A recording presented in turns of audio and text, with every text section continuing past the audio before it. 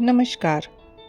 Think it over podcast प्रस्तुत करता है देवशयनी एकादशी महात्म्य व्रत कथा।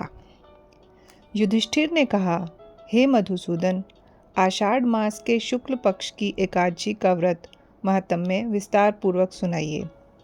श्री कृष्ण जी ने कहा, हे युधिष्ठिर, यही प्रश्न नारद जी ने ब्रह्मा जी से किया था। ब्रह्मा जी ने कहा, इस एकादशी का नाम देवशयनी एकादशी है।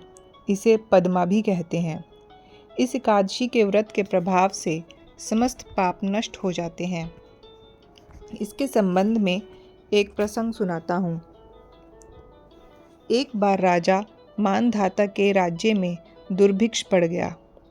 अन्न की कमी के कारण प्रजा अधिक दुखी होने लगी। तब राजा कुछ आदमियों को साथ लेकर देव मंदिर में पूजा करने के लिए गया। वहाँ से अंगिरा ऋषि के आश्रम में गया और मुनि को प्रणाम किया।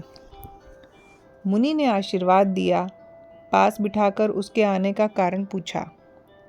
राजा ने कहा, हे मुनि, राज्य में 3 वर्ष से वर्षा नहीं हो रही, जिससे भारी अकाल पड़ गया है। आप कोई ऐसा उपाय कहें कि जिससे वर्षा हो और अकाल दूर हो जाए। ऋषि ने कहा, हे राजन, आपके राज्य में एक शूद्र तपस्या कर रहा है। उसी के परिणाम स्वरूप यह अकाल पड़ रहा है। यदि अकाल मिटाना चाहते हो तो आप उस शूद्र को मार दो। राजा ने कहा, हे मुनि, मैं निरपराधी शूद्र को मारकर अधर्म का कार्य नहीं कर सकता हूँ। इसके अतिरिक्त और उपाय कहो।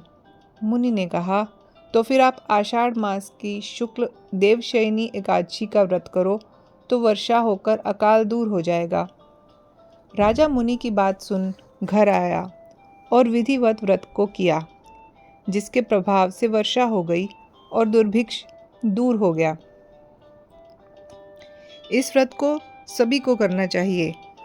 यह जन कल्याण के लिए लाभप्रद है। चातुर्मास्य व्रत भी इसी दिवस से किया जाता है। जब कर्क राशि में सूर्य स्थित हो तब विष्णु भगवान को शयन करावें, और जब तुला राशि में स्थित हो तब भगवान को उठाएं। लौंद में भी यह रीति अपनावें। उसी दिन से चातुर्य मास व्रत को विधि पूर्वक धारण करें। विष्णु भगवान की प्रतिमा को श्वेत वस्त्र धारण कराकर शैया पर शयन करावें और विनती कर कहें, भगवान, मैं आपको शयन कराता हूँ। आप 4 मास शयन करें और तब तक मेरा चातुर्य मास व्रत निर्विघ्न रखिए। इस व्रत को करने से अंत में विष्णु लोक प्राप्त होता है। देवोत्थान एकादशी व्रत भी करें, सब कामना पूर्ण होती है। जो जैसा शुभ कर्म इस व्रत की अवधि में करता है, वह उसी प्रकार के फल को प्राप्त करता है। विधि विधान पूर्वक व्रत करने वाला अंत में विष्णु लोक को प्राप्त होता है। धन्यवाद।